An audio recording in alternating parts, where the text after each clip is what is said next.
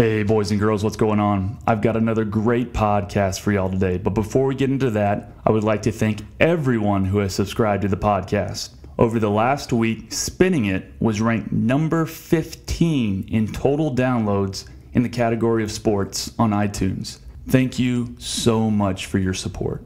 Last weekend, I had the pleasure of going back to my alma mater, Nicholls State University. Nicholls and the Southland Conference had a ceremony honoring the 10-year anniversary of our Southland Conference football championship, which was the first in the program's history. It was such a first-class event, and I know all the former players will remember it forever. You know, when we get together at events like this, it truly is a special time. We all get caught up on each other and our lives, and for some of us, as we get older, we get to meet and introduce our wives and children as well. We talk about the games we played in, the practices, our coaches, off-season workouts, road trips, going to school, bad dormitories, and in some cases, the extracurricular activities.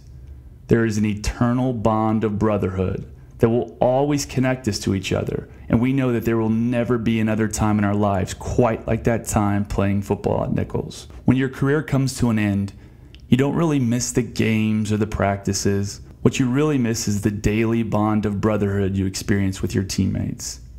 If you haven't played football on a higher level or been part of a team for a long period of time, you might not understand what I'm talking about, but there is absolutely nothing like it. I want to give a shout out to my Nicholls brothers. Every single one of you played a part in helping me become the man I am today, and I can't imagine another group of guys to go through that with. I think about my teammates every day, and I will for the rest of my life. College football. You gotta love it. This leads me into my guest for podcast number 2. Benard Thomas, owner and founder of Silverback University, is one of the top strength and conditioning coaches in Central Texas. I met Benard through former Texas State linebacker Courtney Smith and hit it off with him immediately. Benard is a former California high school football all-star, Nebraska Cornhusker, and NFL veteran. He has such an amazing story. He grew up in a rough area of California where it would have been much easier to take the wrong path, but he didn't let his circumstances define him. On the podcast today, we spin it about growing up in a rough area, being a highly recruited high school athlete, playing for college football power Nebraska, being a part of the dreaded black shirt defense, his time in the NFL, and on helping his athletes at Silverback University get to the next level. He's a part of the college football fraternity, a colleague, a father, and my friend. Ladies and gentlemen, enjoy my conversation with Benard Thomas.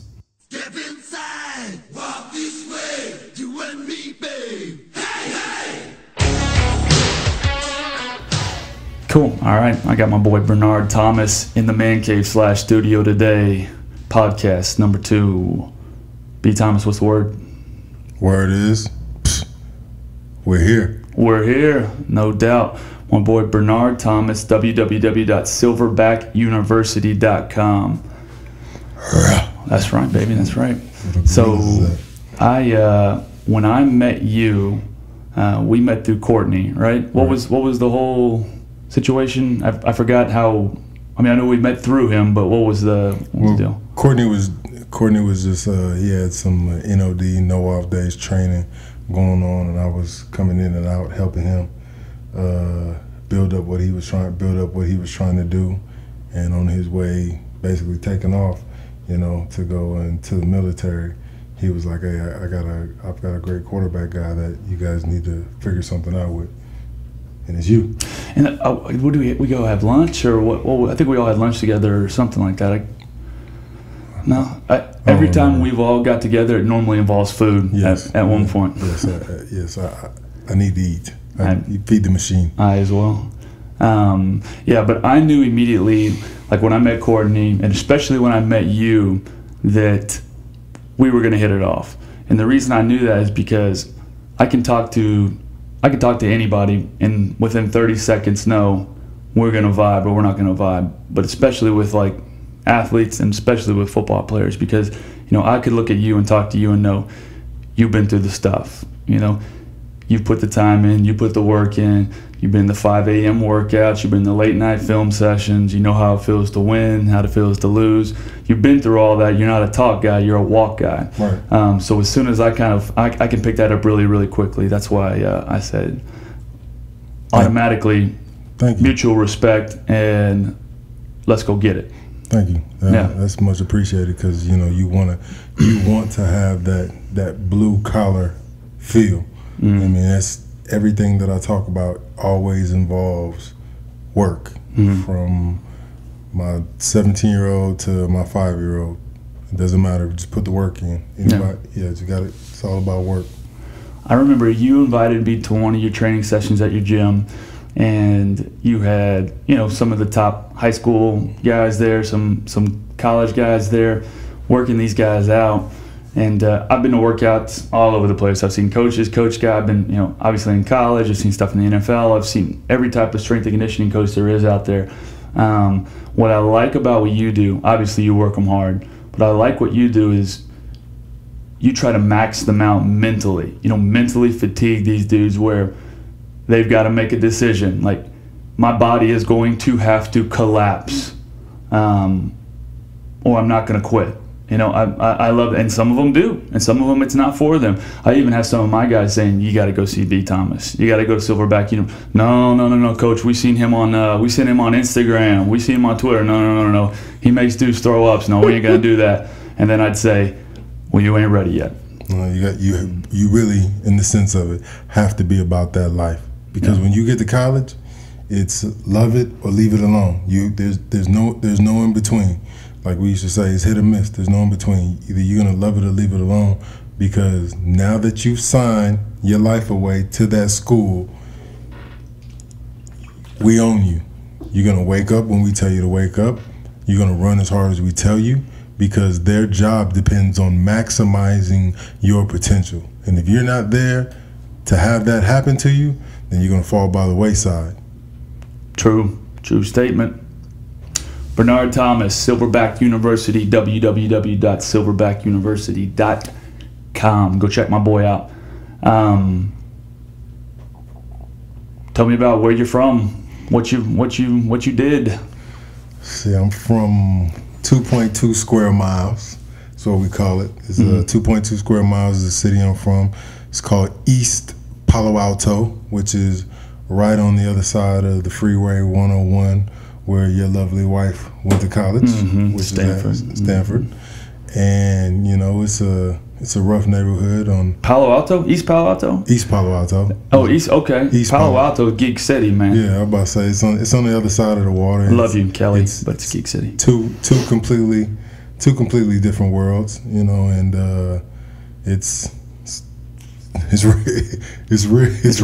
real out there, isn't it? Yeah. Don't go. So I went to a ritzy private school called St. Francis, you know, and that was a beautiful, beautiful place. I love that place. I love the people.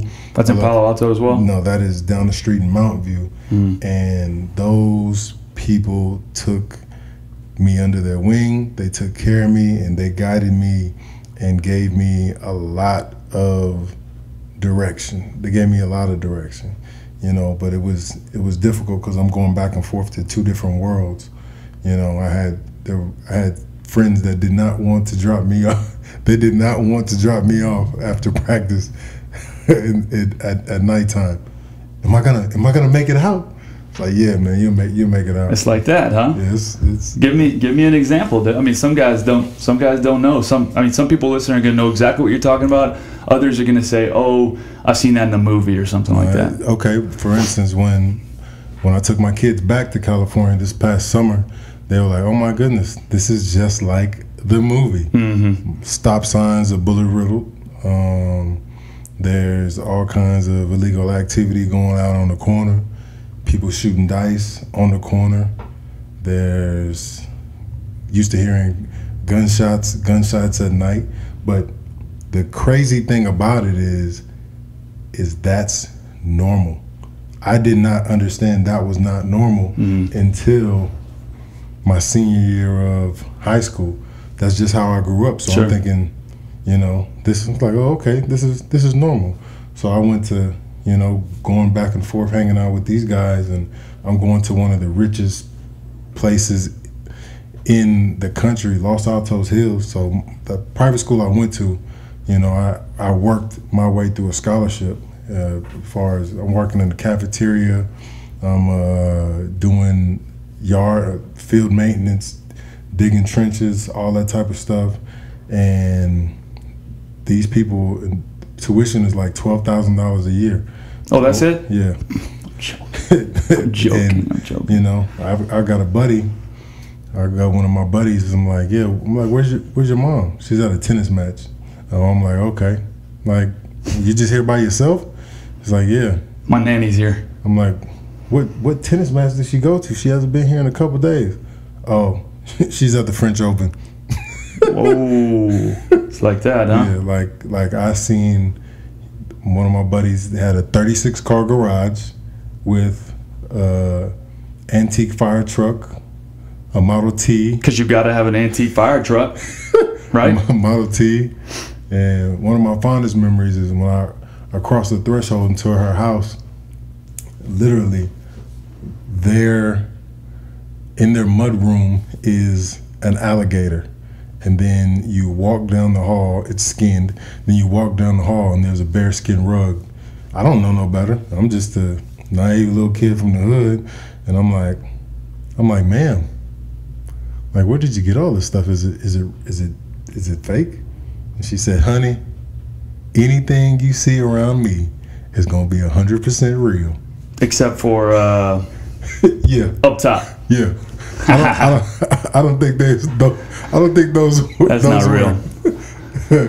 Well, let me ask you this. So before we kind of get into all that, so all right, so you're a young kid growing up in a tough place. How do you get into sports? How does for some guys that are in that situation, they might use sports as escape, or you just love sports, or how did that come into your life? It's all I wanted to do. Mm-hmm. That was it. Like, and it just carried and crossed over to everything. Like, it's, you know, my next door neighbor was killed. You know, I had a bunch of people a couple blocks down, you know, that were murdered, and you know, and all I wanted to do was play football. That was it. I ran track because it would help me with football. Mm-hmm. I played basketball for 1 year. Me too. Because I heard it would help me with football. Anything that would help me become a better football player, I was down to do. What age did you start playing football?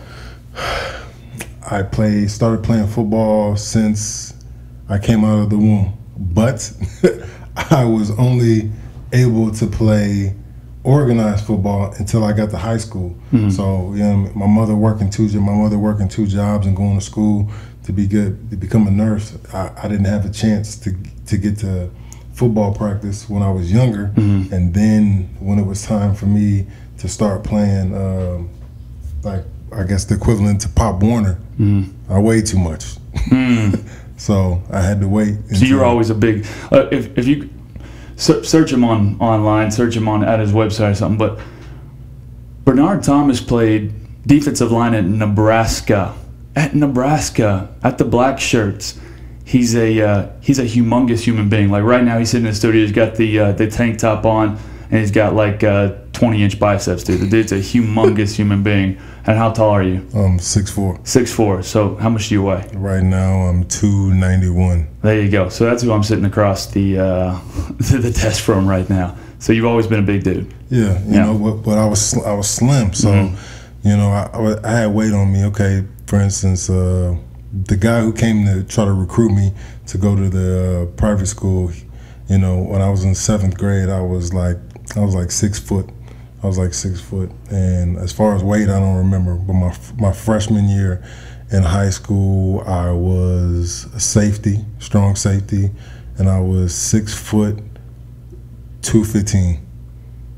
What year was this? This was whatever my freshman year was. 6 foot, 215. Yeah. Okay, all right. Yep, it's 215. let's say, no, I was probably about 205. I was probably about 205. That's big. That's solid. 205 because I went up in increments. I just remember when I graduated from high school, I was 6'1", 238 when I graduated. So Nebraska was good to you. Yeah, they were good to me. I gotcha. And the weight program was even better to me. 1 month later, after I landed, I landed June, July. I landed July 8th. 1 month later, I was 255. People don't understand how important strength, conditioning, nutrition, all that stuff is, especially if you haven't been getting it consistently. And then when your body gets this, it's almost kind of shock, like, oh, I'm ready to do this. Right. How your body can respond to it. Right. So growing up I was with my aunt and uncle, and they were extremely hardworking people too. So I'm working out in the garage and lifting weights and eating, but it's not the same compared to straight from the weight room, chicken, steak, hamburgers, what you name it, it's there and it's in raw protein form for you to consume. Gets me excited just listening to it. I love it. The training table, I remember steaks were on Mondays, crab was on Fridays. Crab. Whoa. Cordon bleu. Chicken cordon bleus was on Tuesdays. I want to say hamburgers was on Wednesdays, and fried chicken was on Thursdays. But it was an array of different things. But those are some of the signature staples that you knew you was gonna get on those days. On top of everything else, you can count on what day. Steak day. Today's steak day. Hit the Hewitt. That's what our training table was called. It's called the Hewitt. In a regular sitting in college, in your prime, how many hamburgers were you taking down in one sitting? Hamburgers with all fixings. I'm gonna get about 2.5. 2.5. 2.5, but you gotta keep in mind that you're loading it up though. Everything's got to be a double. Yeah. Oh, okay. All right. Thank you for clarifying that. It's got to be a double. Okay, so you didn't play football in junior high then? Nope. Really? Okay. Nope. So, but the school you went to, it had junior high football? No. See, in California, there's no 6th, 7th grade football. That's where you have the midgets and junior midgets because everybody's, got into everything else, but like baseball and stuff like that. So they didn't, and I wasn't at 6th and 7th grade. I was too heavy to play on their, the junior midget teams. So I had to wait. I'm out there playing sideline kill. So I know that sucks. I mean, yes, you wanted to do football your whole life, like you said, out the womb. You were ready to play, and you're having to sit. And you can't control that, obviously. Sideline kill. See, even the neighborhood football field at the Boys and Girls Club, we call that Lambeau Field. Yeah. Tell the boys to get ready. Like, you ready? You want to be a part of this? Meet me at Lambeau. You have your crew. I got mine, and we're gonna get it in. Love it.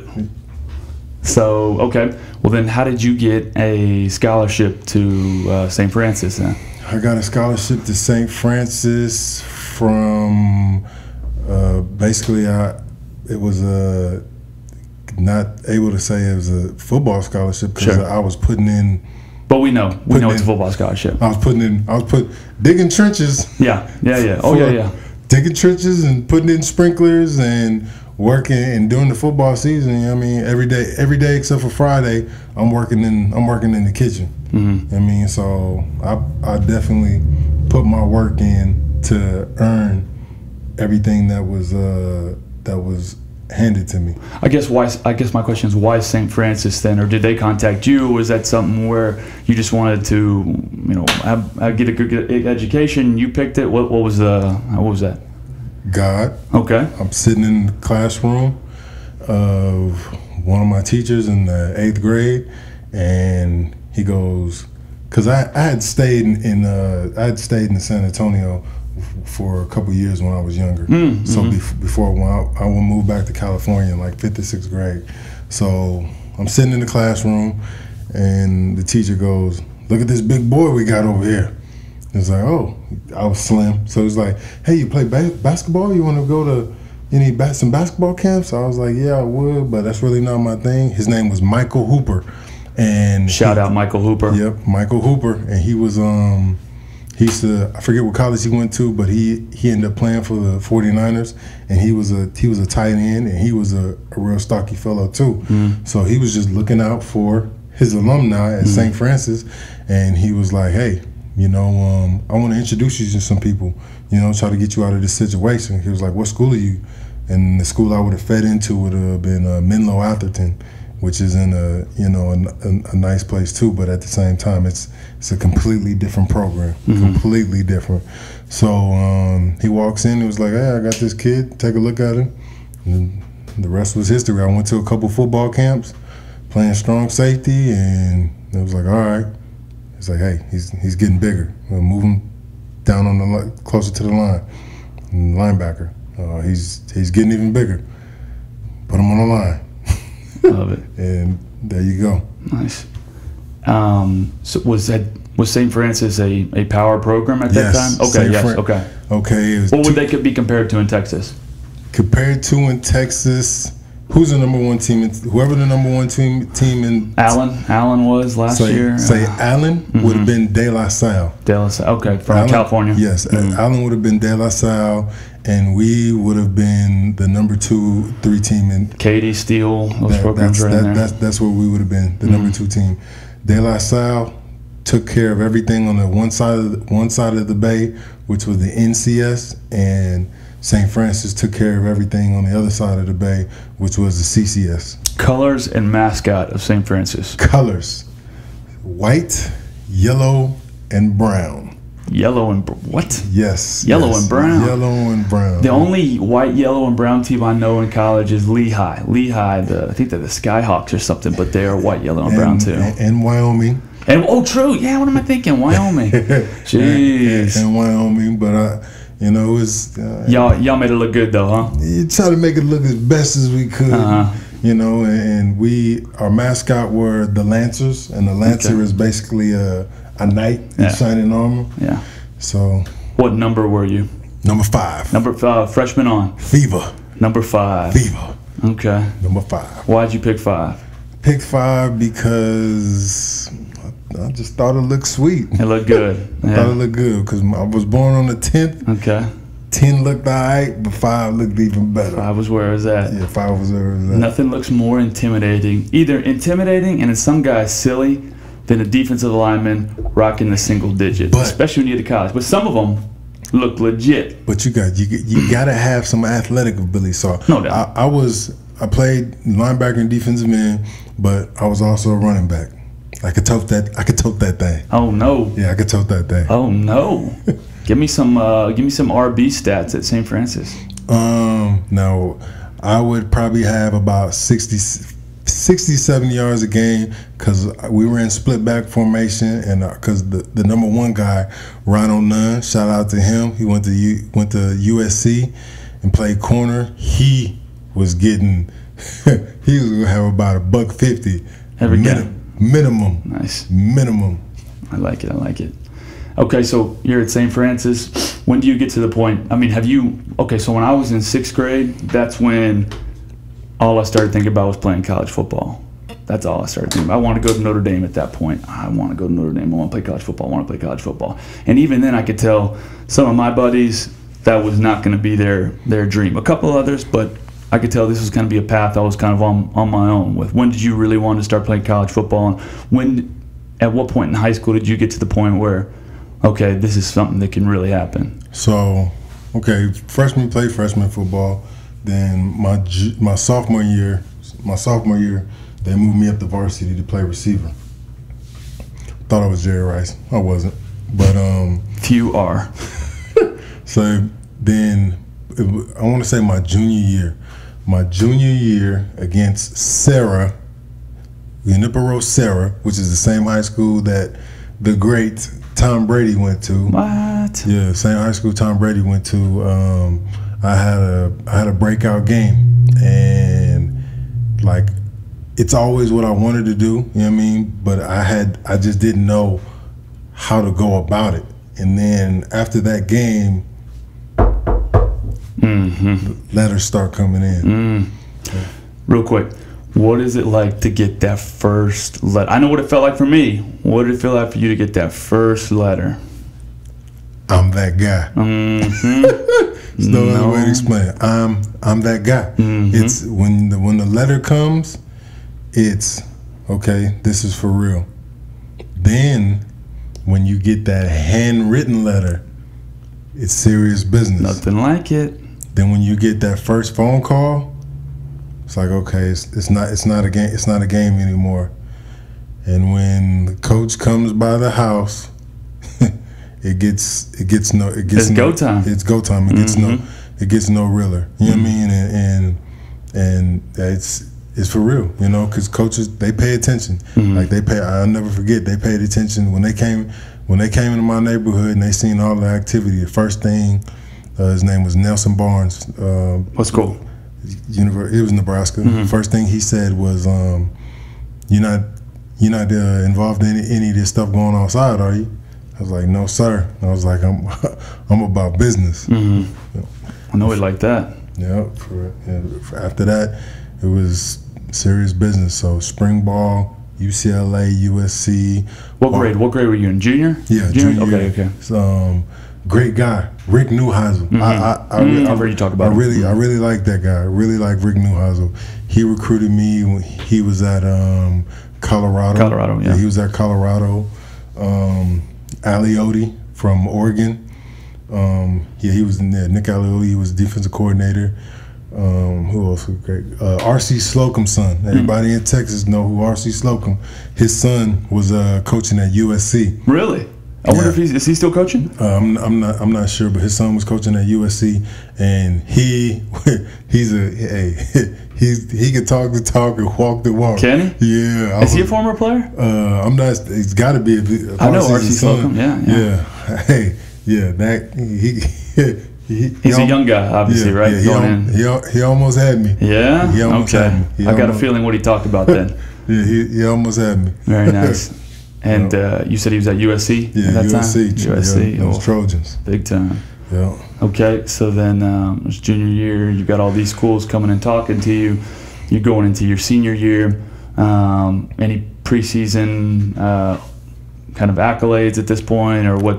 Nothing. And you got all these big dogs talking to you. Nothing at all. See that, and that's what drove me and got me angry. You know, and preseason awards don't mean anything, by the way. Don't. For all you guys that if you're suffering, they don't mean anything. All that means something is W's and what happens at the end. People's opinions, those don't matter. It's cold hard facts and stats. That's what matters. Yeah, you're right about that. So I have all these schools recruiting me. So I go during the summer, I go to Michigan and Nebraska football camp. And when I go to Michigan and Nebraska camp, Nebraska offers me, Michigan offers me. But for the people who haven't had an offer, I mean, or who are going to go through this process, how does that go? I mean, you go to your camp. How does that offer come about? Like once again, like you're that guy. So you're at the camp. You're at this camp slaving away. You're trying to. When I went, they were both half pad camps. So you're in half pads trying to show these coaches, hey, look at me. Look what I can do. I'm trying to murder somebody. Hey, slow down. Nope. Nope. I need to see. I need that ticket to see the man. Yeah, that golden ticket. That's right, Willy Wonka. Willy Wonka. I need that golden ticket. So you're at these camps slaving away, working your butt off, and then it happens. It happened first at Michigan camp. So Michigan camp Michigan is a beautiful.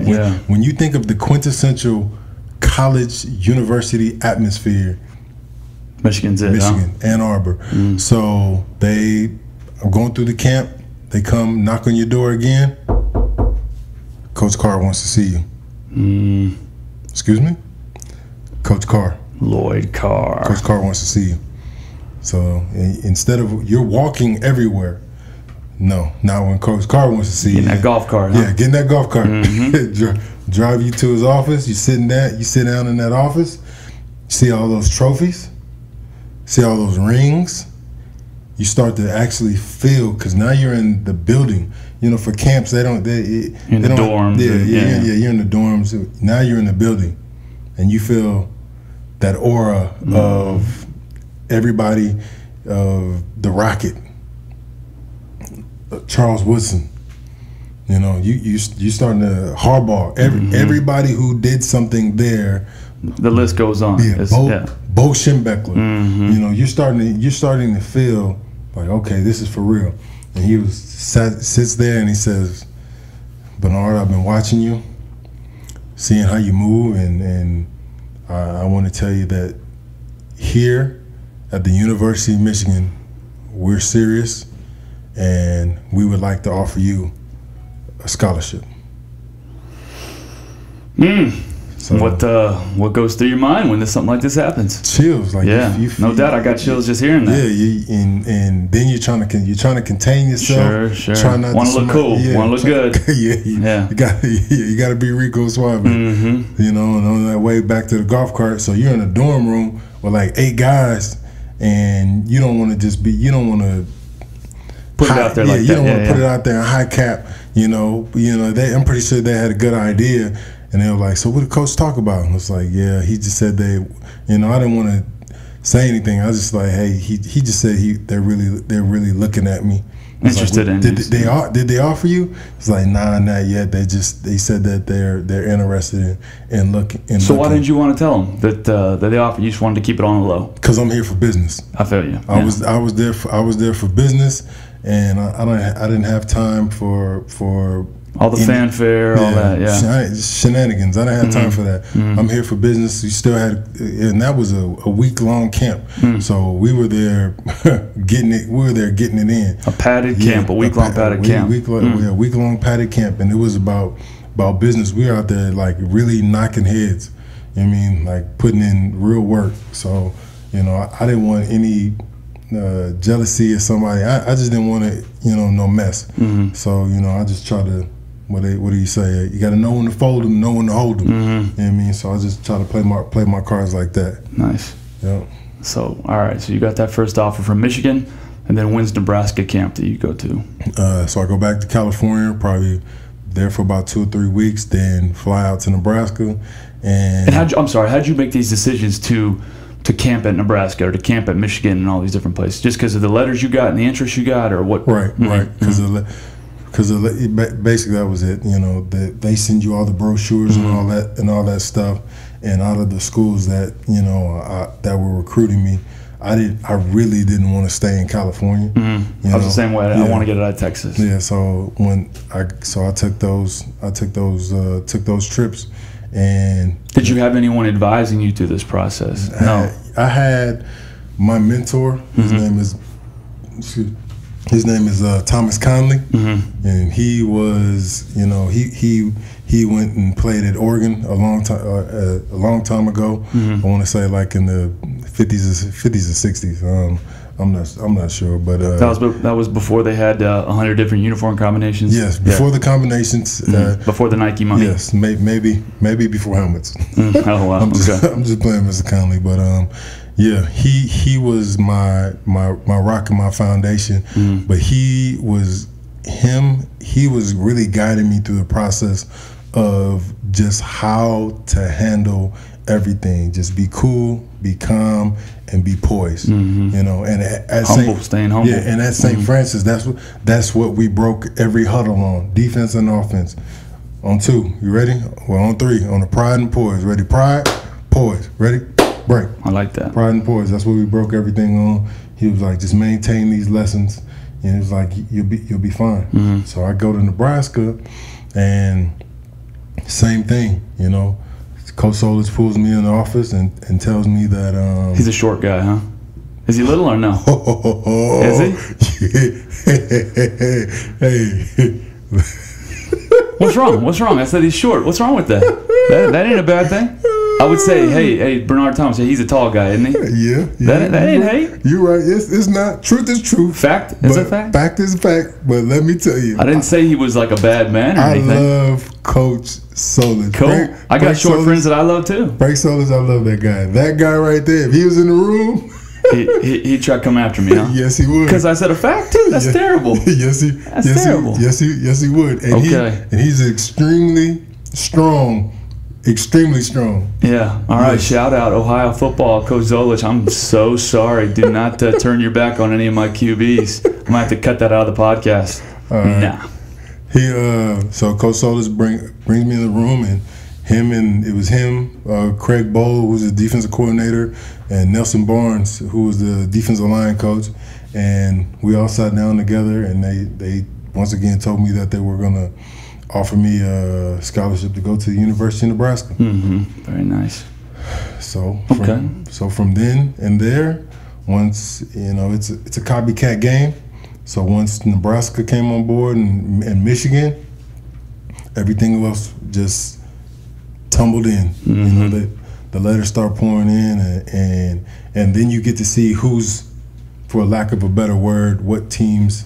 I'm not gonna call any schools out, but what teams have nuts. Yeah. We get nut cutting time, because when the big dogs come, some of the little schools just say, well, if they're looking at you, you're not going to come to us, so we're just going to cancel you out of the recruiting process. Good luck and God bless. Like, man, you serious? You for real? That's what you're doing? And a couple of those schools were in. Let's just say they had great college atmospheres. Oh, I got you. The landscape was okay, huh? Yes, the landscape was plentiful. Very nice. Yes. I like it. Okay, so that's all going on. You're going into your senior year. How was your senior year, and then how did the recruiting kind of shake out through it? So, like you said, I didn't have any area publicity. Schools in the area, all the schools in the area, Cal, San Jose State, they wanted me.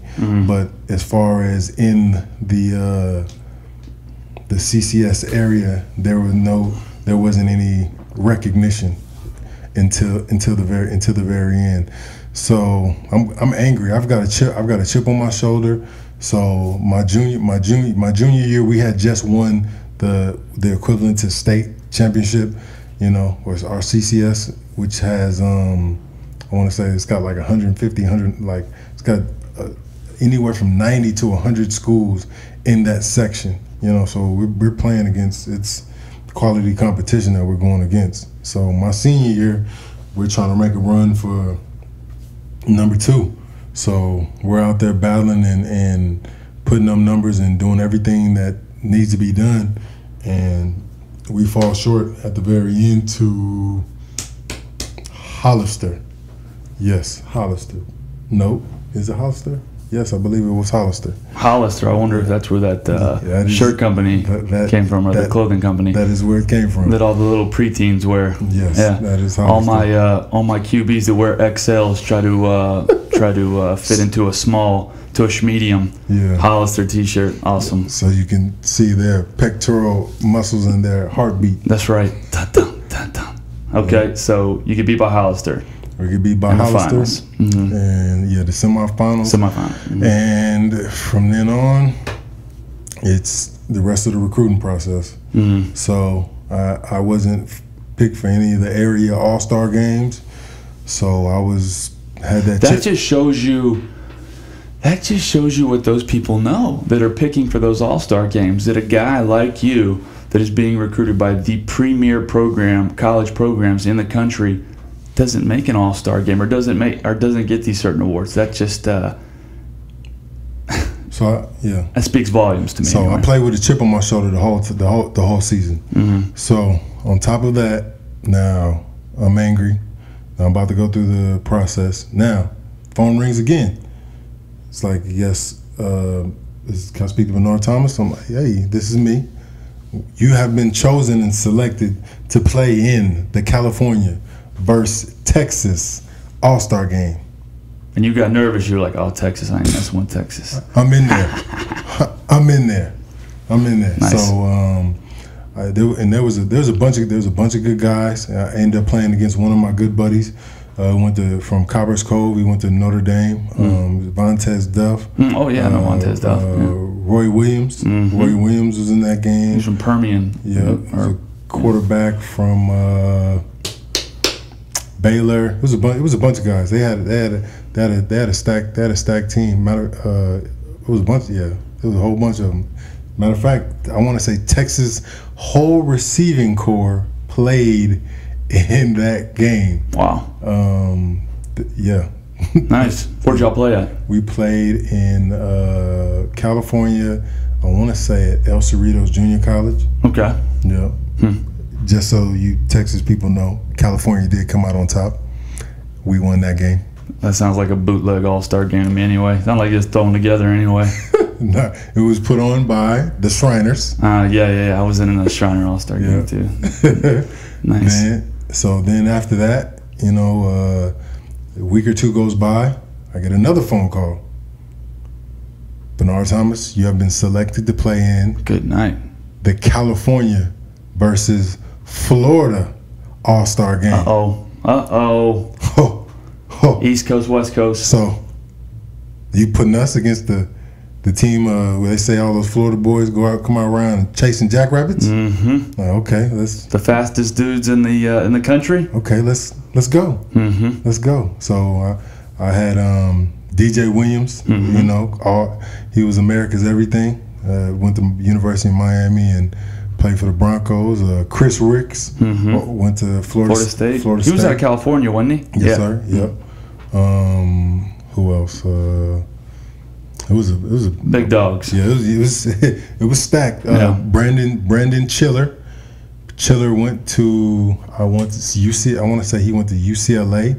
I want to say Chiller went to UCLA and then played with the Chargers. Everybody on the team was at a major division ones. Oh, one of my good buddies, Kerry Colbert. Kerry Colbert went to USC. Played for the Chiefs. Played for the Panthers. He also played in that game. How'd that game go?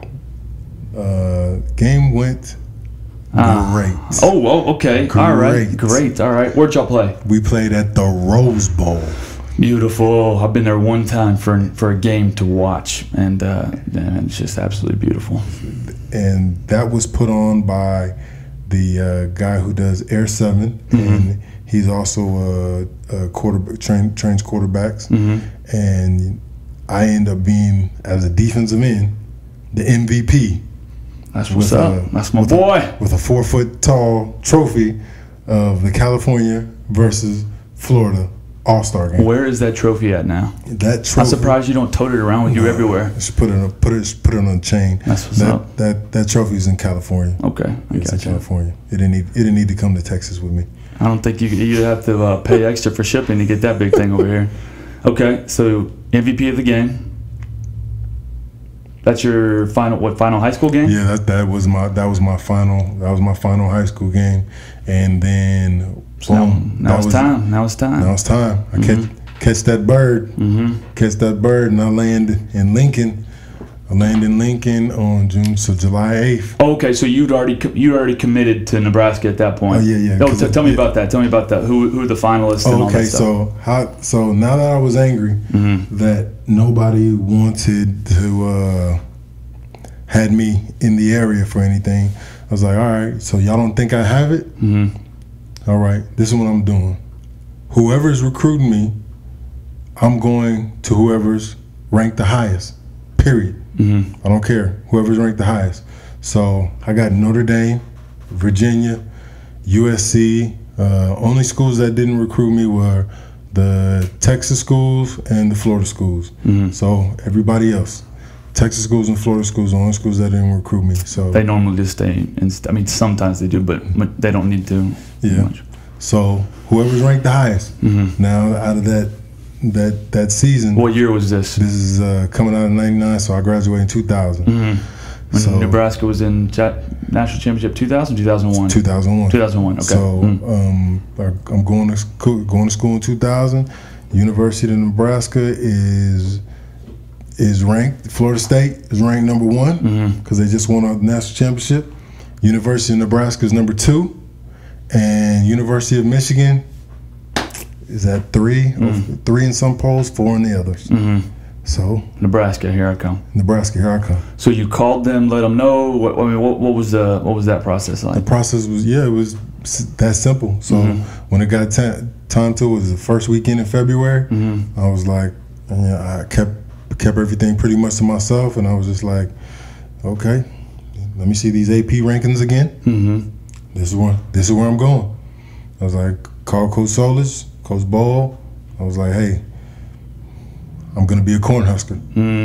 What would they do? How was their reaction? It was like, glad to have you. Nice. Glad to have you. And once you get on campus, your butt is mine. Yes. That is exactly how it goes. Yes. So all you guys, and I've seen a couple of you kids out there, when you're going through that recruiting process, do not get in a situation where you feel like you have the upper hand and become cocky, because those coaches want you and you want them. But once you get there, you belong to them. That's right. You belong to them. So don't try to act better and all high and almighty, because that's not the case. That's not the situation. When you get there, your butt belongs to them. It's especially at a program like that, but it's different than today's kids that entitled. No doubt. But you've got Instagram and Twitter, and you've got Facebook, and you've got all these different forums to where kids, saying, hey, I'm at this school, took pictures of this coach, had this type of, visit with them.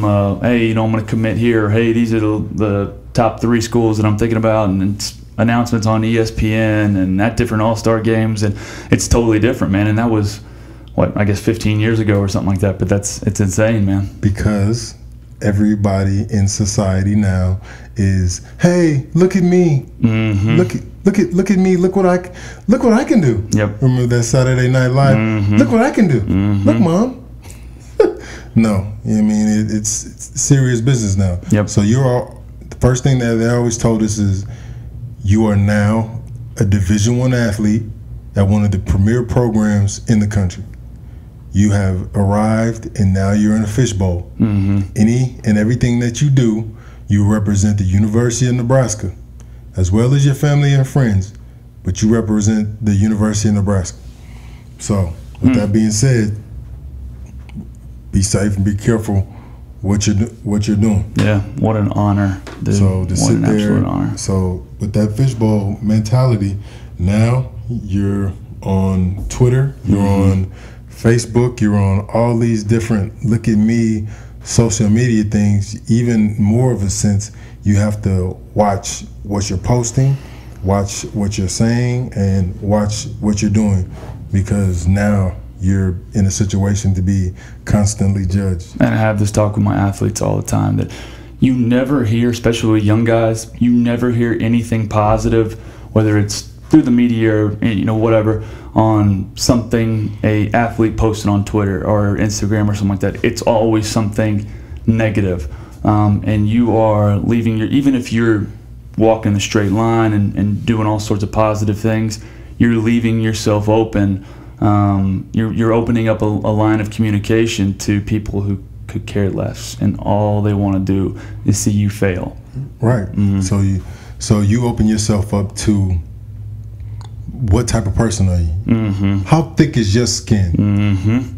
What type of a man are you now? So you want to put if you want to put your business out there and open up your home, you open it up to be judged. Yep. So if you're not able to handle it and end up saying the wrong thing back, that's you. That's that chess move that you decided to make. Yep.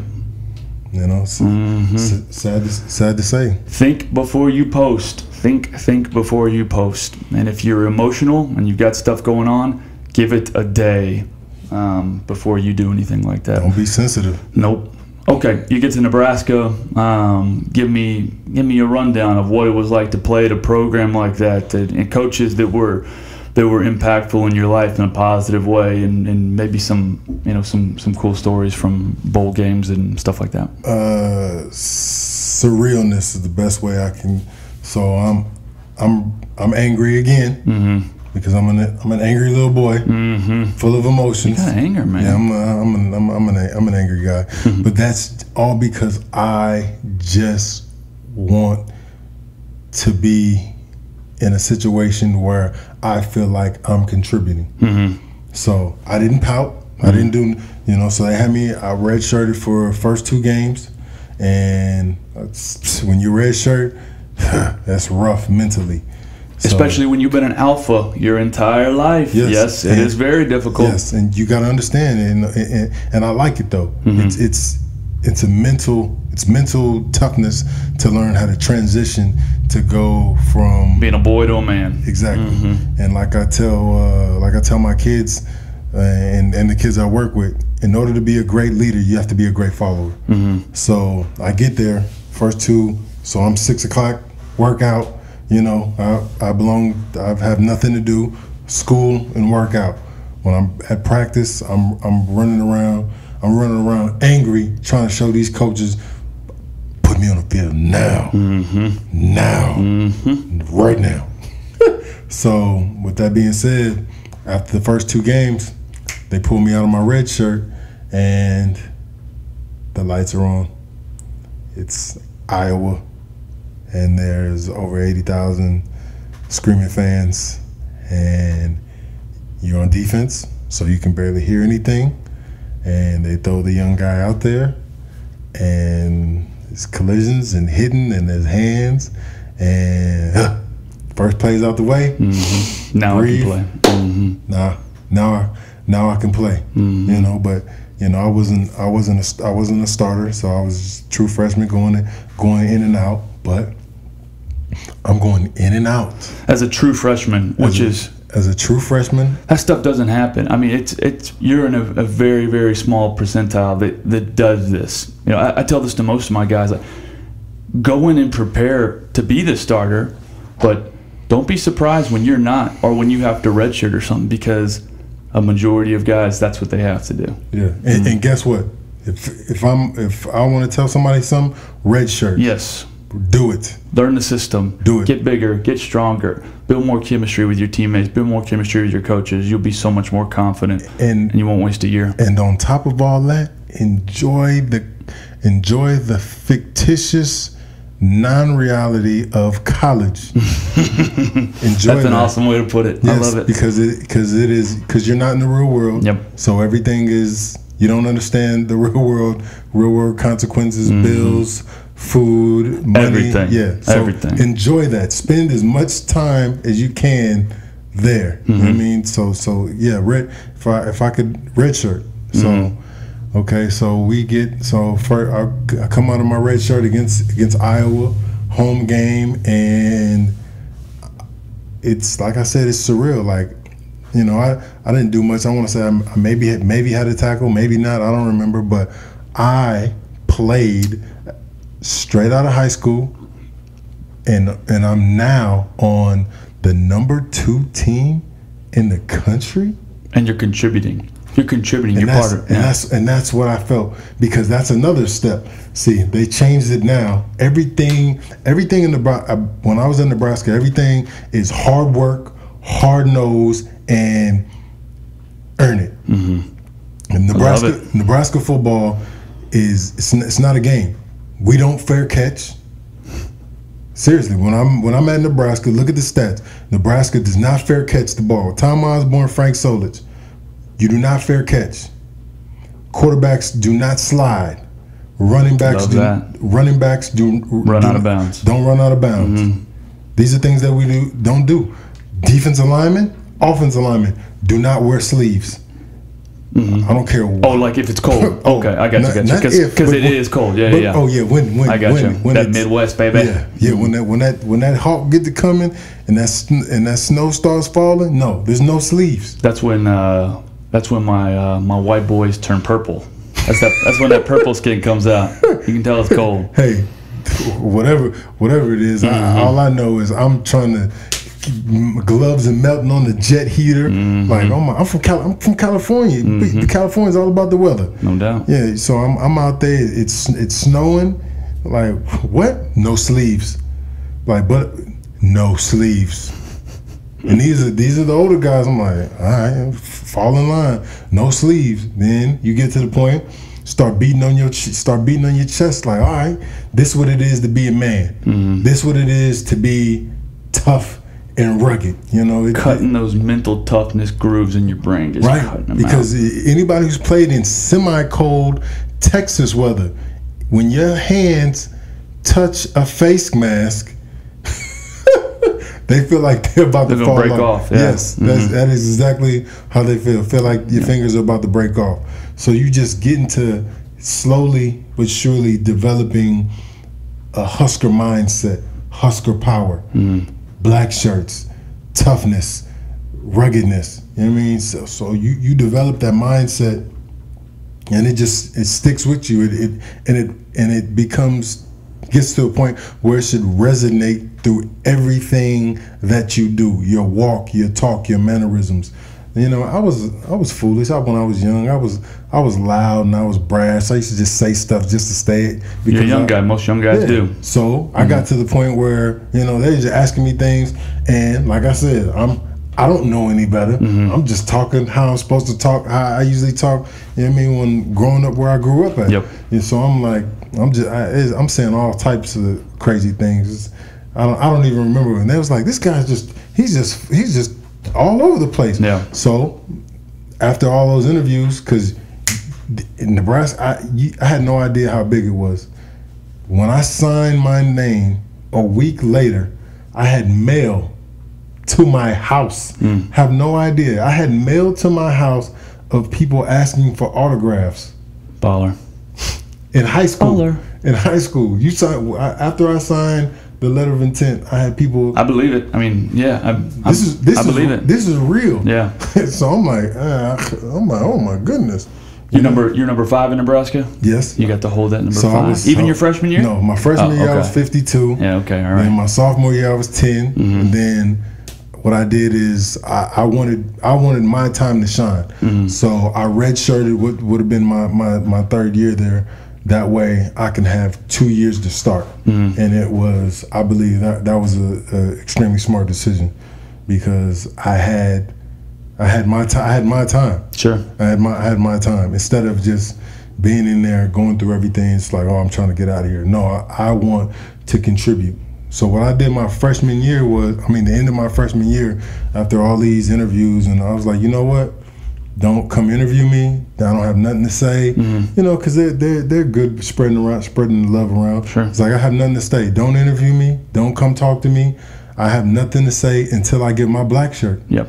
I mean, and those of you don't know, you know, that black shirt. What's the black shirt all about? The black shirt is basically, you are, without a doubt, a starter on defense. You are a starter.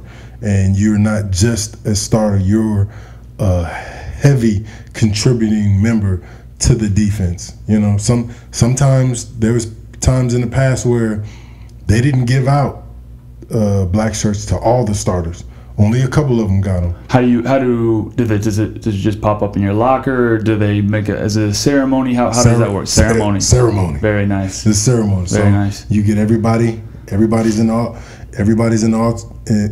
auditorium, and then coach announces it, you know, and they bring your jersey in and hand it to you. It's like, hey, and now we have another member of our family, and these are the black shirts, you know, and even for some of the guys who get them during the season, you know, as the season progresses, you get your shirt.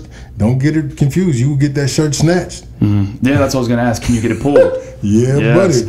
And now, is it just a black shirt? Is it black with the skull and bones? What is it? So when I was there, it's a black jersey. It's the black jersey with your name and number, and nobody, don't touch it. Don't play around with it. Don't be hey freshman, don't what you doing? You better put that thing down. You take that thing, that it's prideful. Sure. Beautiful. It's serious. It's serious business. That's all I wanted. I didn't want anything else. When I got there, and I'm a defensive player, I don't want nothing else but my black shirt. That's it. At Nichols, we had something. I mean, obviously it's not on that scale, but we had a thing where it was a dog tag. You wanted to be part of the dog pound, you had to get the dog tag.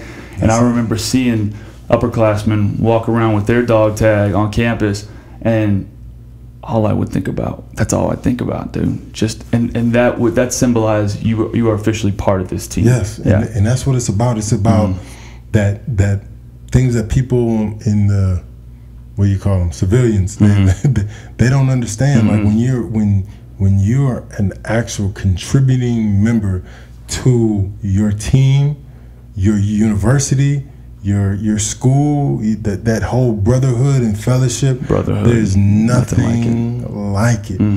There's nothing like it. Like right now, like I miss it. I miss that. That's what, I'm not gonna lie. That's why I like hanging out with you. Yeah. Because it's like rapping, going back and forth with somebody I have that internal football bond with. Yeah. You know, like you know the game. It's not like I can sit here and say something and you're like, I'm not, yeah. Sure. But, you know the actual game. You know football. You've been through the stuff. That's what I was at my 2005 championship team got honored this weekend at Nichols, and we'd pick up right where we left off with each other. But the thing is, it's not like I miss being on the field, even though that was amazing. But it's the brotherhood. It's the stuff that happens in the locker room, where you living with these guys, you're eating with these guys. You know, it's that brotherhood, I think, that you miss more than anything. And then when you have a chance to kind of spark it up with, you know, somebody like you or with your teammates, you really do kind of cherish that time. Yeah, and I talk to my brothers all the time. You know, Josh and Daniel Bullocks, Lonell McPherson. I talk to me and Fabian Washington talk all the time. TJ Hollowell, Jamal Lord, Jarrell Pippins. Like these are my brothers. Yep. These are my brothers. I talk to these guys all the time. All the time. Talk to them. What while you were there, bowl games you went to? Did you win a conference championship while you were there? Knock it out. All right. So when I was there, freshman year, we're number 2 team in the country. We lose to Kansas State and Oklahoma. So we lose Kansas State and Oklahoma. So this is when Nebraska was in the Big 12. Yes. So we're 10-2, and we go to the Alamo. We go to the Alamo Bowl. Who do y'all play? We play Northwestern. Oh, I feel like I watched this game. Yeah, if you watched it, it was a romping. Yeah, we were very angry about that. And we put up like 62 points. Nice. Dan Alexander has the record for like 250 yards rushing. Beautiful. And I remember him. Yeah. And he was like a bowling ball. No cuts, no jukes, no shakes. He's 250 pounds, runs by like a low 4.5, and he's coming downhill. Yeah. We had Dan Alexander, Correll Buckhalter, and Darian Dietrich. That was the backfield, and they was moving. Nice. Next year, so now we're rivaling Oklahoma again, back and forth, bum bum bum bum. So Thunder Collins catches the pitch back, throws it downfield to Eric Crouch. We beat Oklahoma. Now I'm a sophomore, and I'm getting playing time on the number 1 team in the nation. What's that like? That's it's even better. It's just like the fact that I can say it's like, hey, I'm playing for the number 1 team in the nation, in the world, yes. In college football, in the world. Yeah. Yes, I'm playing. Yeah. I'm out here on the field, running around. I'm contributing to the number 1 team in the nation. So after that, we lose. In that year, only team we lost to was Colorado. We lost to Colorado during the regular season in a romping. That was crazy. They just had our number, but we still managed to get in, have the bid for the national championship. This is 2001. 2001. Yep. So in 2001, we go down there and we play the Miami Hurricanes. I remember this game. I don't remember anything. So don't want to talk about it. At least you were there, man. Yeah. So with that, we got romped by McGahee. No. By an NFL team, yes. Yeah. I love the guy. He's a good guy. You know what I mean? I met him when I was hanging out in Miami and in Baltimore. You know, I'll never forget him because Miami of the. Yeah, they had a song. Yeah, Miami in the '90s and in the 2000s. I think they've, besides LSU, maybe have put the most guys into the NFL. They've set the record at one point for having most #1 draft picks in that time. I mean, yeah, it's like an all-star team every year. And they deserve it, man. I want to say everybody on that defense. Okay, Douglas, D lineman, went first round. Both corners, Mike Rump and Ray Buchanan, went first round. Ed Reed and Sean Taylor went first round. Jonathan Vilma and DJ Williams went. These are all Pro Bowlers, by the way. DJ Williams went first round. So I want to say so maybe 2 D linemen and Clark, the other linebacker, was the only ones that did not go first round. But I think they even had a nickel go high second round. That's insane. Yes. That's insane for a nickelback to go high second round, you said? High. That's stupid. High. Okay. High second round. So 2002 comes, our red shirt, and we have one of the more worst seasons in Nebraska history, called it 7-7. You know, we have they changed the uniforms, did some little tweaks that nobody really liked. Kind of got away from the traditional look. And traditional look, and we go 7-7. We throw that mess out the way, and we hire Bo Pelini. So from LSU, defensive coordinator at LSU. Yes. So Bo Pelini comes, and when he gets there, he teaches us football. He shows us what it means to be a football player, how the game is supposed to work, how to think the game. Now, my first 2 years, I'm playing football. Okay, do this. Okay, I'm gonna run there. Hit him. Okay, I'm gonna hit him. I'm gonna run through this gap. Okay. Could I have a conversation with you about football? Probably not. You're doing what you're told. Exactly. I'm remembering the assignment. Yeah, that's what I'm doing. I'm remembering the assignment. Now, Bo comes in and he teaches us the game. This is why you're doing this. This is the type of football we're playing. You want to learn something about football? You want to be gap sound. We're gap sound. Everybody, we're gap sound. Back end's going to be covered. Spill, lever, flow. Now, everything that he taught me, I was like, oh, okay, now I see what I was doing my freshman year and my sophomore year and the year I redshirted. So this is what it's all about. And then he opened up a box and it just clicked. And he's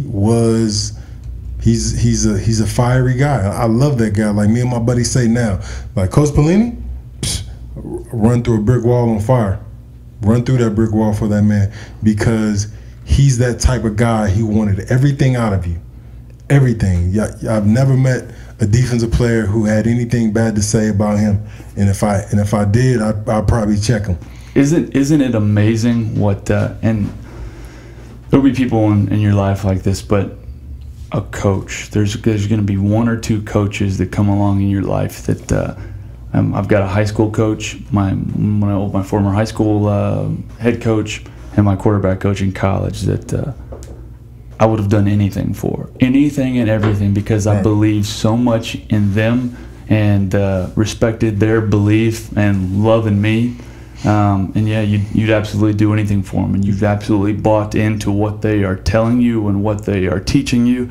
You respect them for their football knowledge and the men they are, and they really do have not just an impact on your football life, but impact on you as a man, as going forward. As a man. And what you realize is, does he hate me? Does he like? Like, oh, he's trying to maximize my potential. That is his goal. That's his goal. He's trying to maximize my potential. And what he's doing is, I don't remember the team, I don't remember the game, but this is what happened. We win the game. well. Now this is my junior year. Now we don't have the number 1 team, but I want to say we're top 10 team. But we've got the number 1 defense in the country. We've got the number 1 defense. We had the number 1 defense for over 8 or 9 weeks. Wow. We ended up with the top five defense, but we have the number 1 defense for 8, 9 weeks. We are downhill, playing no games with anybody, gap sound, and we win the game.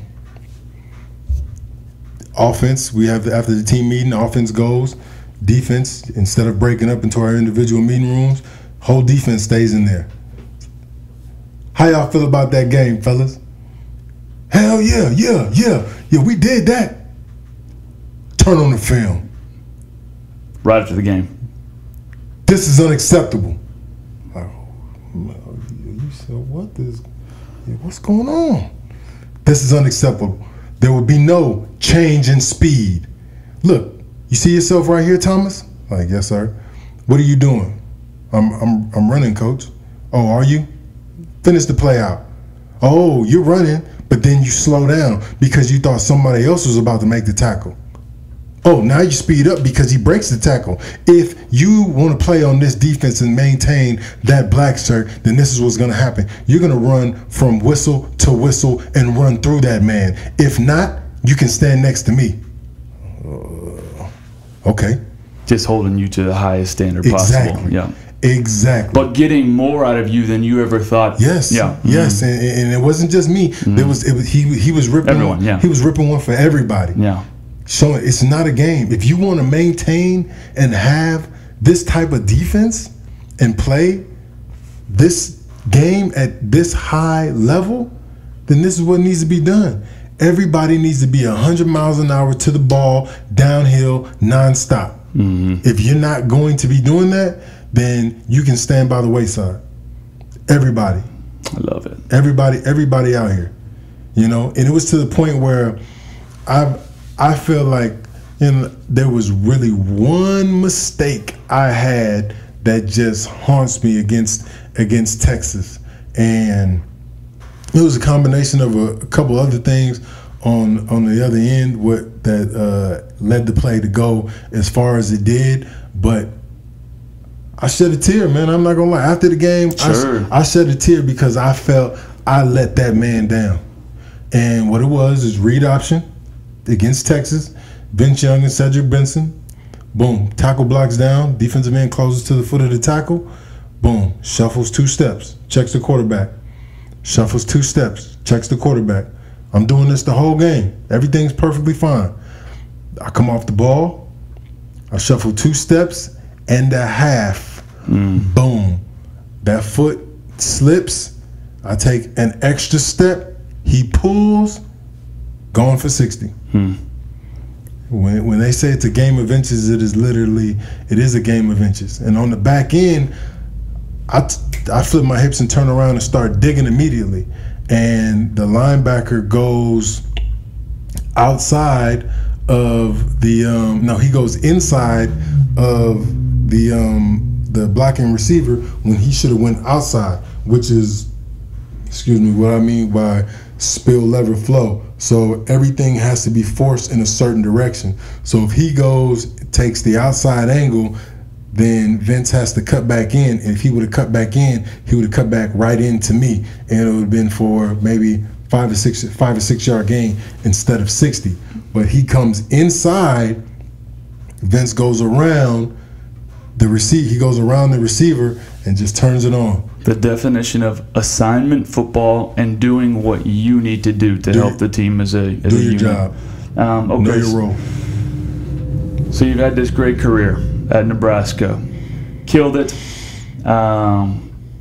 You came to a point where the NFL is definitely definitely a possibility. Talk me through that. Right.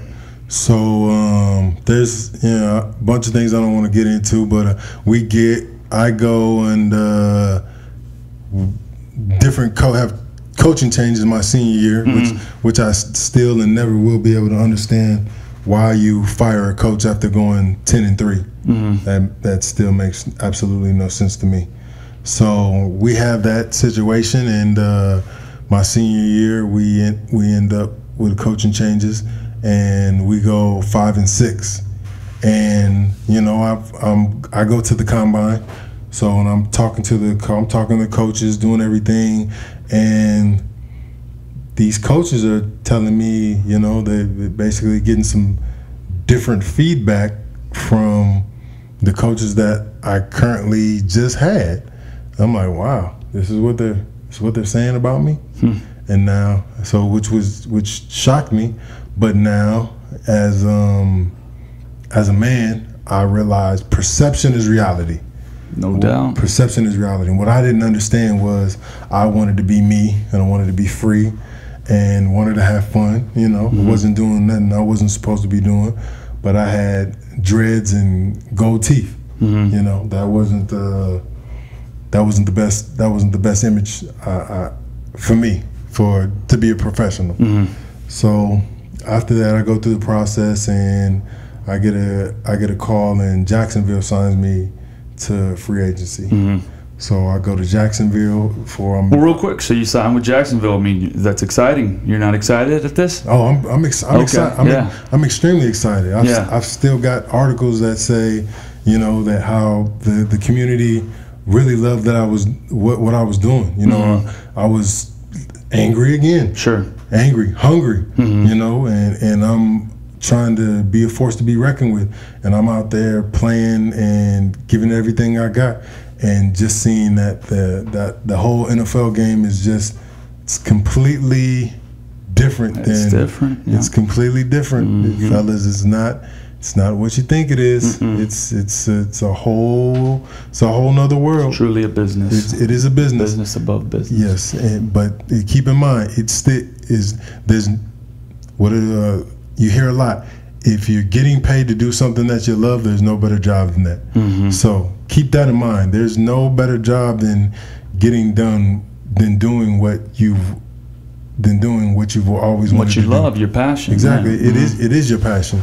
So, in any manner of the form, playing or coaching in the NFL is going to be a blessed and great opportunity. But it is a business. It's like a 0.5% of the football population gets to go on and play football. It opens your eyes. It opens your eyes up to a whole nother world of humans and the game of the game of football. That it's serious business, but it is a business. Okay, so you go through with Jacksonville. It just doesn't work out the way you want it to work out. What's the deal? So from there, I go to Atlanta. And Hot Atlanta, ATL shouting. So I'm out there in Atlanta, and everything's going pretty good there. Now I kind of get into it with one of the coaches, but this game of football is about egos. So this is all I said. I said, Coach, let me get that playbook. He was like, hey, we've got a couple guys that's gonna retire. Something might happen to them at the end of the season. We just want to hold you. We want to keep you here, get you paid, and have you really contribute next season. So you're gonna practice squad or no, it wasn't practice squad. It was just basically I was on the active 53-man roster, but they just wanted me to just kind of fall back. But my mentality, last man in, first man out. So, this is a 4-3 defense, zone blitz concepts. Hey, this is nothing. Only thing that's going to be different from Nebraska, from Jacksonville, is the verbiage. This playbook is not going to be anything to learn, So all I've got to do is correlate to what I remember these blitzes and these stunts mean, which is not hard.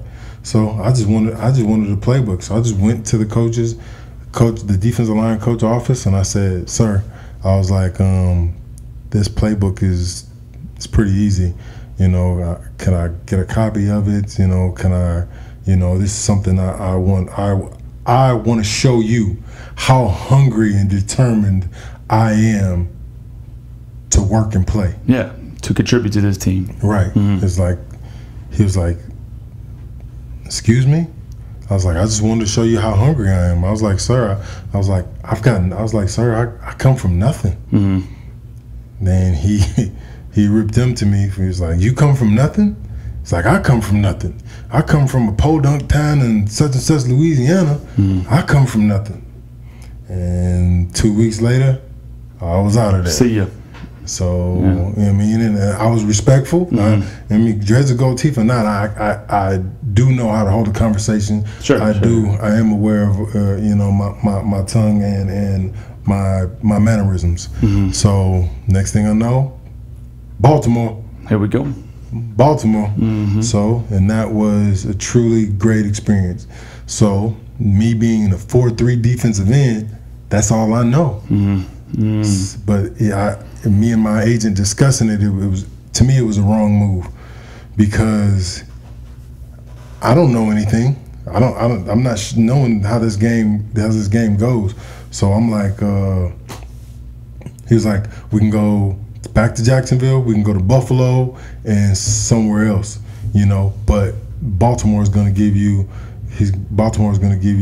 a little bonus. I'm like, okay. I'm like, all right, but I'm like, man, what should I do? This is the agent. I'm asking him, and he goes, listen, everybody that goes to Baltimore and leaves Baltimore comes out of Baltimore with money. I'm like, okay. So we go to Baltimore. I'm not paying attention that it's a 3-4 scheme. Yeah. You know, which is completely different. Not what you do. No, it's not. It's not what I do. And they put me in a situation where it was a learning experience because everything I've always done has always been off of an edge or a corner, playing half the man. Now I'm in Baltimore with Rex Ryan, great guy Rex Ryan, and he's teaching and I'm learning. Rex Ryan's a short guy, right? No, Rex Ryan. Come on. So I'm in there with Rex Ryan and he's teaching, and now I'm learning 4-3 scheme. 3-4. Yeah, 3-4. Excuse me. 3-4 scheme, and it's his own variation of the 3-4 46 defense that he learned from his father, Buddy Ryan. Buddy. Right. So I'm learning this, and basically I don't know. I don't know it, but I'm basically gathering my football knowledge, taking that up another step because his defense seems from the outside really, really complicated, but at the end of the day, it's really simple. You know, it's filter, hit, shed, funnel. You know, so it's hit the man in front of you, 2-gap it, filter, and funnel everything to the middle. And who's in the middle? Ray Lewis is in the middle. I never heard of Ray Lewis. Is he any good? He's all right. He's all right. HOF. Okay, so good experience in Baltimore. Yeah, great experience. Great experience in Baltimore. What happened at the end of the day? At the end of the day, I'm a 4-3 defensive end, and they had me playing defensive tackle. So it wasn't a good fit for you. Wasn't a good fit. But what I was trying to get them to do, which was a better fit, because a 4-3 defensive end is a 3-4 outside linebacker. Yep. So, you know, they had business going on at the outside linebacker position. So, you know, there wasn't any room to get me over there, you know. To the outside linebacker? Yeah, there wasn't. Could Benard Thomas drop back into pass coverage and be a baller like that? ATH. Whoa. ATH. For the people who don't know what ATH means, athlete. Yes. That means athlete. If you got ATH next to your name, you can do things. Yes, you can do things. You got good feet, good hips, good hands. Yes, I can drop back in pass coverage. Very nice. All right, so then I guess you're released by Baltimore. Right. Okay, and then is football done? Where's your mindset at? My mindset is, what do I do? What do I do? So, tough spot for an athlete to be in. Every athlete at one point, especially if you get to go play college football at least, or NFL football or something like that. Every athlete has this crossroads that they're at, right? Meet me at the crossroads. So you get to this point and you got to make this decision. So it's, basically working out. I'm in Houston working out, waiting for phone calls, and it's difficult, gets rough. Phone calls stop coming in, so I'm out here in Texas, so I start helping out with kids and coaching and helping out several Pop Warner teams, and from there I ended up at a school called St. Anthony's. So I try to help them out for a little bit, and then after that I seen that wasn't my thing. So it'd be better. I'm a better fit for I want to coach at high school, college, at a bigger high school or college. So in the meantime I said, hey, what can I do to try to help get kids to a place where they want to be? Because everything from Solich, Thomas Conley, and Mike Mitchell, my head coach, and my mother, everybody is, paid forward. So no doubt. That's why I started doing what I'm doing now. Well, what are you doing now? What am I doing now? I'm Silverback University. I'm out here training and preparing athletes mentally and physically to the best of my ability to have that chance and that blessing to play football at its highest level. You just working with football players? Who are you working with? Most of my guys are football players, but I do train any and everybody. What age group? Able body, broke body, it doesn't matter. What age group do you work with? Preferably, I like to work with 14 and up, because I'm not gonna lie to you, it's rigorous work. This is what I do is it's not for everybody. But I like that though. It's not supposed to be for everybody. No, because I could take your money, somebody's money, and have an enjoyable and have not a great time babysitting. But no, that's not what I want to do. No, sir. I don't want to babysit. I don't want to tell little Bobby and little Timmy what to be doing and just take mommy and daddy's money. I was like, no, you come work out with me. You're going to put in the work. So if I'm a high school athlete or a college athlete or something, and I'm really looking to take that next step, how do I get in contact with you? How do I find you? How do I find out about what you do, all that stuff? You can get in contact with me through the Instagram or Twitter. What's your name on Instagram and Twitter? Everything is Silverback University. Silverback University. That's the Instagram. That's the Twitter. And my phone number is 210-875-5907. And I'm going to say this because Bernard's not going to say this. I can tell the difference between a kid who's put in the work, who's truly put in the work, not just saying, hey, I'm going to go hit the weight room today and go talk most of the time while they're in there and put in a little bit of work. And the person who makes the total commitment to doing something like this, he will absolutely take your game to the next level if you're willing to put in the work. It's not going to be easy. It's not supposed to be easy. It is not for everybody. But if your aspirations are going to be to go play college football, you need to go holler at this guy, guys. If I worked my butt off in high school. And I didn't have any type of strength and conditioning coach, quarterback coach, anything like that. If I would have had tools like this available to me, man, I would have took advantage of them, and it would have really, really helped me do a lot more than what I was able to do. So hit my boy up, www.silverbackuniversity.com. And it's not just training.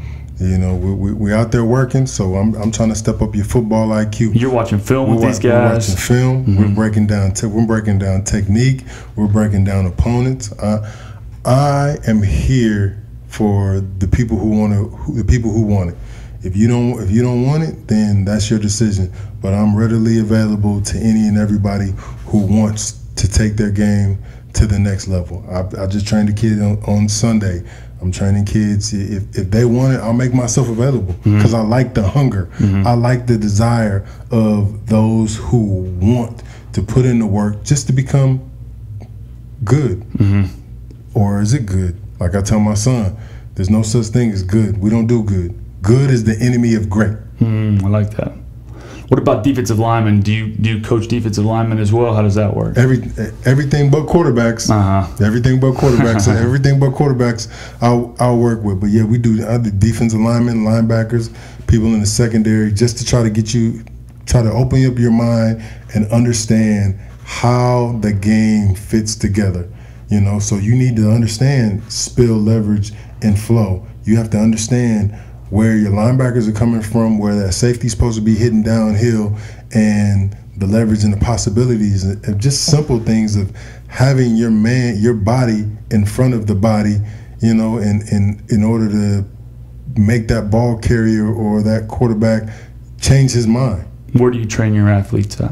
I train my athletes all over the city, but the gym I use is at 8611 North New Braunfels. 8611 North New Braunfels is right up. It's basically 410 in New Braunfels, right behind the First Fuddruckers, I believe it's called. Does it have a name? The name of the gym? Olympic Gym. Olympic Gym. Go find my boy Benard Thomas. Benard Thomas, Silverback University, Nebraska Cornhusker, black shirt. Podcast number 2 in the books. It was a pleasure, my man. Anytime. You hit me, call me, and I'll be there, like Michael Jackson. Oh, no. See y'all next week. Okay, my people, that's it. I want to thank my guest, Benard Thomas, for joining me today. If you're an athlete in Central Texas and committed to taking your game to the next level, go hit up my guy. On the docket for the next couple of weeks, I've got one of my D1 QBs coming in, a former college football All-American, as well as some of the top high school QBs in San Antonio, and in some cases in the entire state of Texas. If you want to know more about my quarterback academy or you're interested in training with us, you can find me at www.yvqbacademy.com. You can also find us on Facebook, Instagram, Twitter, YouTube, and Snapchat. If you're interested in being one of our sponsors, you can contact me through my website. See y'all next week.